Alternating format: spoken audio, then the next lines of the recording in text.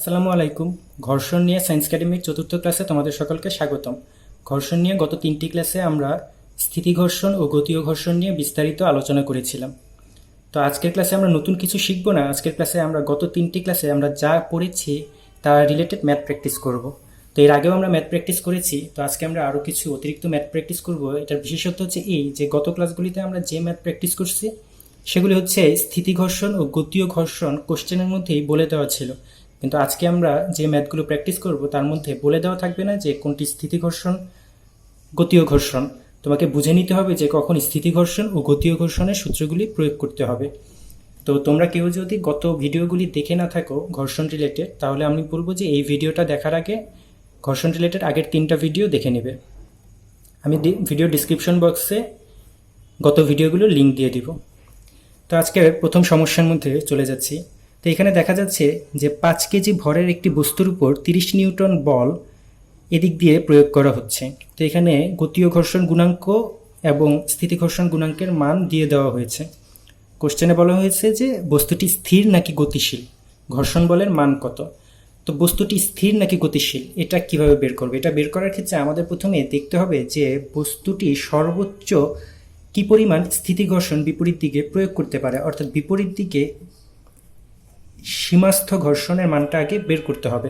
তো সীমাস্থ ঘর্ষণের মান বের করে আমরা দেখব যে প্রয়োগকৃত বলের মান অর্থাৎ এফ এ অ্যাপ্লাইড, আমার প্রয়োগকৃত বলের মানটা কি সীমাস্থ ঘর্ষণের চাইতে ছোট নাকি বড়।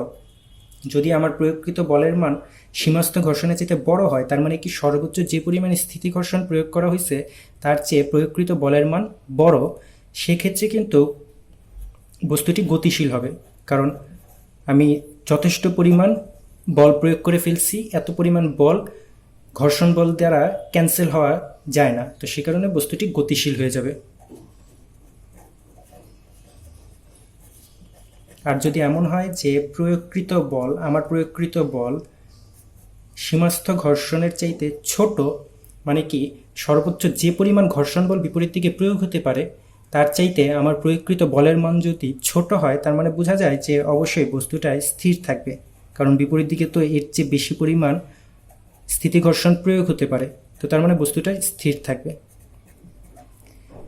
যদি আমার প্রয়োগকৃত বল সীমাস্থ ঘর্ষণের সমানও হয়, সেক্ষেত্রেও কিন্তু বস্তুটি স্থিরই থাকবে, কারণ বস্তুটি তো সর্বোচ্চ এই সীমাস্থ ঘর্ষণ পরিমাণ বল বিপরীত দিকে প্রয়োগ করে প্রয়োগকৃত বলকে ক্যান্সেল করতে পারে।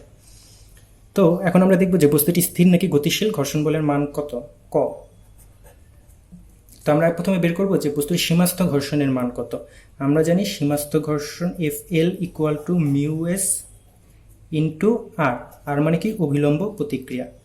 তো এদিকে বস্তুটা খাড়া, নিচের দিকে ওজনের কারণে ডাব্লিউ পরিমাণ বল প্রয়োগ করবে, তাহলে অভিলম্ব প্রতিক্রিয়া খাড়া উপরের দিকে আর ইকুয়াল টু ডাব্লিউ। তাহলে মিউএস এর মান দেওয়া হয়েছে 0.4 ইন্টু, তাহলে আর এর মান তো ডাব্লিউ মানে হচ্ছে এম জি, এম মানে 5, জি মানে 9.8 ইকুয়াল টু 19.6 নিউটন। তো দেখা যাচ্ছে যে আমার প্রয়োগকৃত বল সীমাস্থ ঘর্ষণের চাইতে বড়, অর্থাৎ এফ এ, এক্ষেত্রে এফ এ কিন্তু হচ্ছে 30 নিউটন, এফ এ গ্রেটার দেন এফ এল, তার মানে সুতরাং বস্তুটি গতিশীল।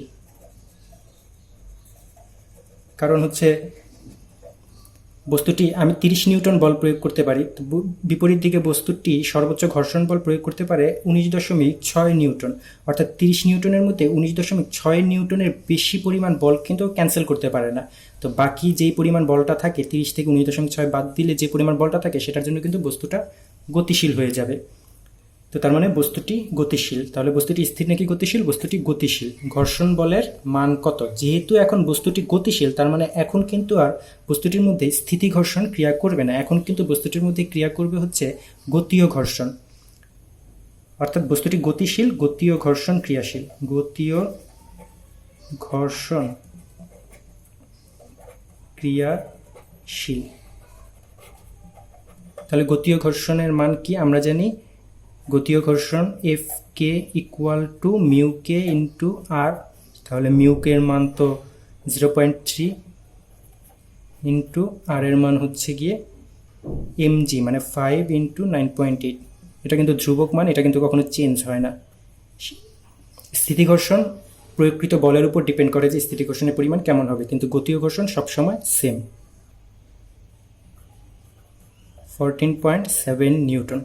দেখা যাচ্ছে যে গতীয় ঘর্ষণের মান কিন্তু স্থিতি ঘর্ষণের চাইতে ছোট হয়, কারণ হচ্ছে গিয়ে একটা বস্তুকে স্থির অবস্থা থেকে গতিশীল অবস্থায় আনাটা একটু কঠিন, কারণ বস্তুটি যে অবস্থায় আছে সবসময় সেই অবস্থাতেই থাকতে চায়, যার কারণে স্থির অবস্থা থেকে গতিশীল অবস্থায় আনা কিন্তু কঠিন। কিন্তু একবার গতিশীল হলে কিন্তু বস্তুটা খুব সহজেই গতিশীল থাকতে চায়, সেক্ষেত্রে কারণ হচ্ছে সেক্ষেত্রে ঘর্ষণ বল অর্থাৎ গতীয় ঘর্ষণের পরিমাণটা কমে যায়। তো সবসময় দেখবে যে গতীয় ঘর্ষণ গুণাঙ্কের মানটাও স্থিতি ঘর্ষণ গুণাঙ্কের মানের চাইতে কম, তো গতীয় ঘর্ষণটাও স্থিতি ঘর্ষণের চাইতে নর্মালি কম হয়, সবসময় কম হয়। তো বস্তুটির ত্বরণ কত? খ, তো বস্তুটি এই দিকে 30 নিউটন বল প্রয়োগ হইতেছে আর বিপরীত দিকে প্রয়োগ হইতেছে হচ্ছে 14.7 নিউটন। তো বড়টাকে প্লাস ছোটটাকে মাইনাস ধরে আমরা বলতে পারি যে নেট কি পরিমাণ বল প্রয়োগ হইতেছে, এফ নেট ইকুয়াল টু বলের সূত্র আমরা জানি এম এ। এফ নেট এদিকে কত, যে 30 মাইনাস 14.7টাকে মাইনাস ধরছি কারণ এটা বিপরীত দিকে, ইকুয়াল টু এম এর মান 5 ইন্টু এ। সুতরাং A equal to 3.06 metre per second square, অর্থাৎ বস্তুটির ত্বরণ কত, 3.06 metre per second square. Okay, আশা করি বিষয়টা বুঝতে পারছো। তো এখন আমরা দ্বিতীয় সমস্যায় চলে যাব। তো দ্বিতীয় ম্যাথটাতে দেখা যাচ্ছে যে বস্তুটার উপর বল প্রয়োগ করা হয়েছে, ভরকেন্দ্র বরাবর বল প্রয়োগ করা হয়েছে, কিন্তু একটা অ্যাঙ্গেল করে, অর্থাৎ কোনাকুনি বল প্রয়োগ করা হয়েছে। তো কোণের মানটা দেওয়া আছে 25 ডিগ্রি।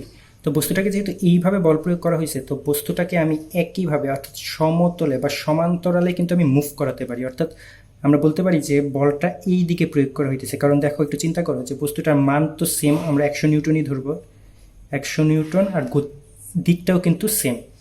তো যেহেতু এইটা 25 ডিগ্রি, তার মানে এটাও কিন্তু 25 ডিগ্রি।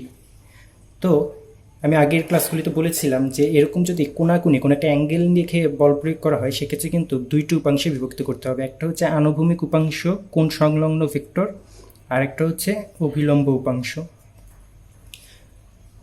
তো আনুভূমিক উপাংশটা কি হবে, 100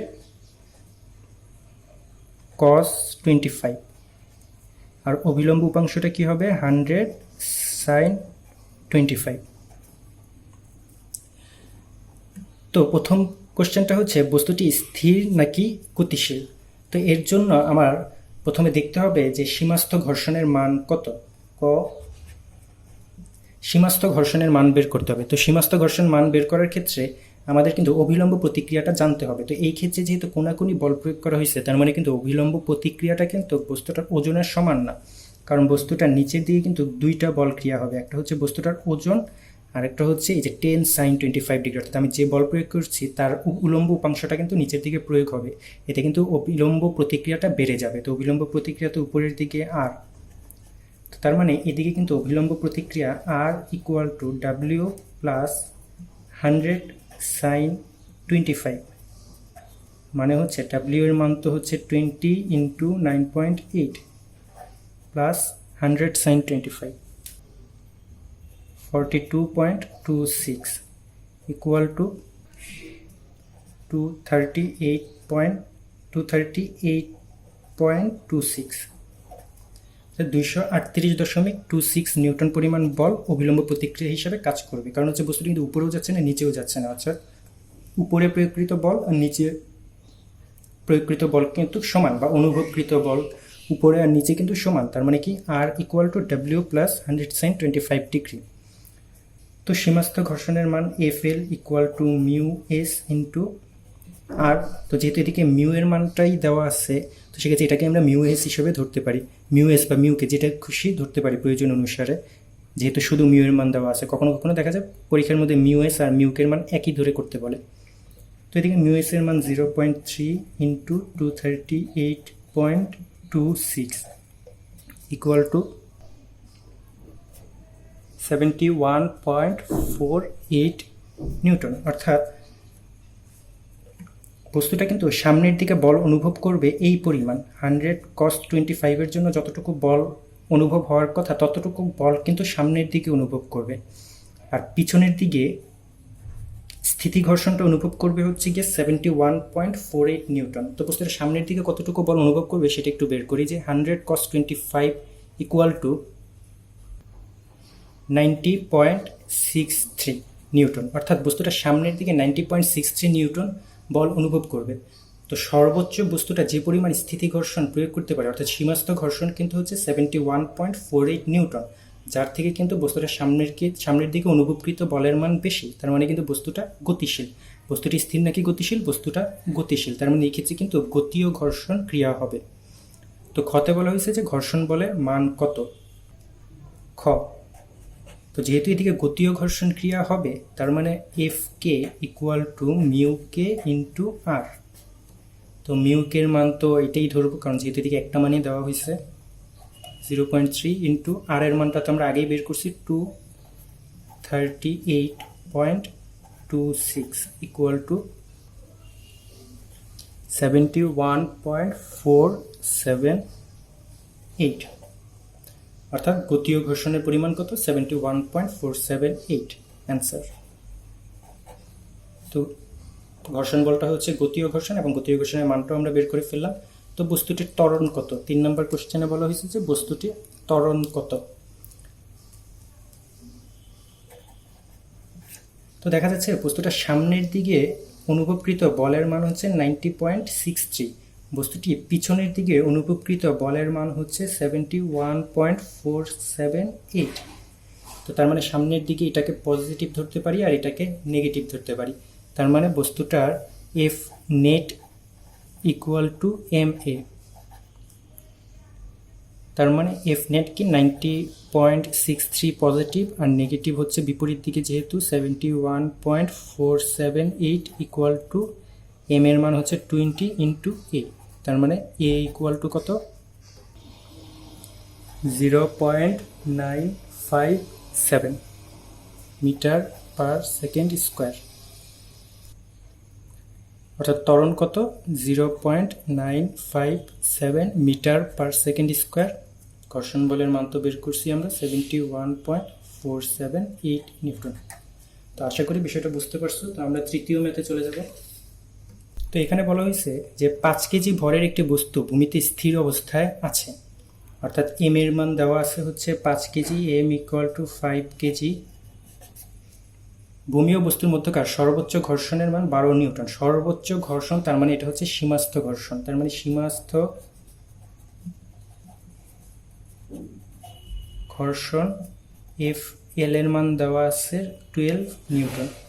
ঘর্ষণ গুণাঙ্ক কত? যেহেতু এটা স্থির অবস্থায় আছে তার মানে এই ক্ষেত্রে আমাকে চাইছে যে স্থিতি ঘর্ষণ গুণাঙ্ক মিউ এস ইকুয়াল টু কত। তা আমরা জানি যে সীমাস্থ ঘর্ষণ F L equal to mu S into R. তো মিউ এস এর মান তো দেওয়া আছে হচ্ছে গিয়ে মিউ এস এর মানটাই তো আমাদের বের করতে হবে। তো তার মানে আমরা লিখতে পারি যে mu S equal to F L divided by R. তো এফ এল এর মান তো 12 নিউটন দেওয়া আছে। তো আর এর মান কত? আর এর মান হচ্ছে গিয়ে একটি বস্তু 5 কেজি ভরের একটি বস্তু স্থির অবস্থায় আছে, তার মানে কি বস্তুটা যদি এরকম থাকে, বস্তুটার নিচে ডাব্লিউ পরিমাণ ওজন ক্রিয়া করবে, তাহলে উপরে অভিলম্ব প্রতিক্রিয়া আর, মানে আর ইকুয়াল টু ডাব্লিউ, মানে এদিকে আরটা কি বস্তুটার ওজন, কারণ বস্তুর উপরেও যাবে না নিচেও যাবে না, এদিকে কিন্তু আর ইকুয়াল টু ডাব্লিউ হবে। তো ডাব্লিউটা কি হবে? 5 ইন্টু জি, মানে 5 ইন্টু 9.8 ইকুয়াল টু 0.245। এটার কিন্তু কোনো একক নেই, কারণ এটাও নিউটন নিউটন, যেটা নিউটন এটাও নিউটন নিউটন নিউটন কাটা, তার মানে এটার কিন্তু কোনো একক নেই। অর্থাৎ স্থিতি ঘর্ষণ গুণাঙ্ক কত? 0.245। ঘর্ষণ কোণ কত? তো ঘর্ষণ কোণের সূত্রটা আমরা জানি হচ্ছে গিয়ে, আমরা জানি আমরা আগের ভিডিওতে আমরা শিখছি যে মিউ এস ইকুয়াল টু 10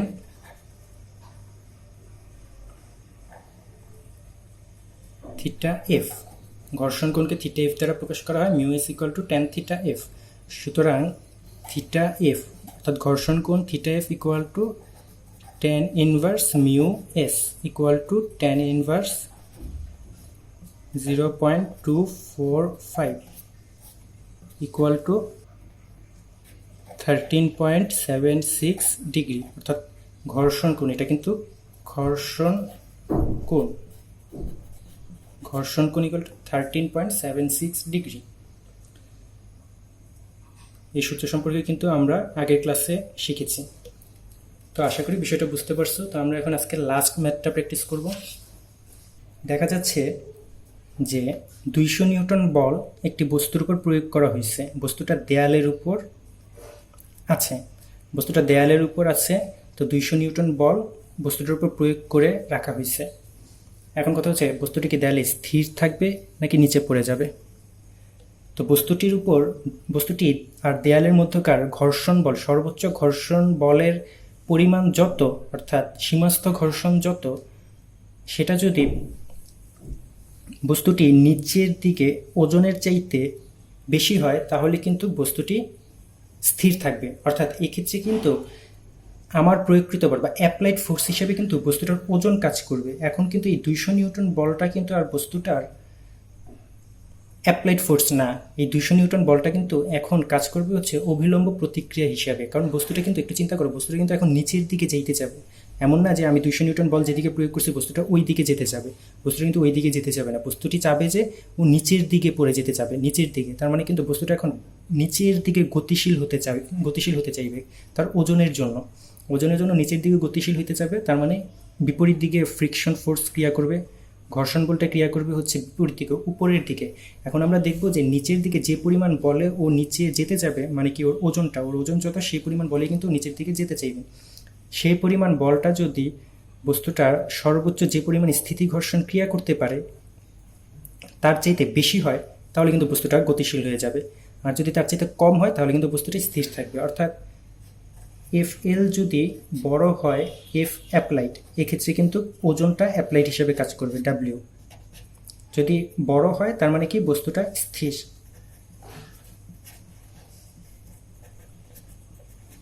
সমান হলেও কিন্তু স্থির। আর যদি এফ এলটা ছোট হয় এফ অ্যাপ্লাইড মানে কি ডাব্লিউ, এই ক্ষেত্রে ডাব্লিউ, সেক্ষেত্রে কিন্তু বস্তুটি গতিশীল হবে।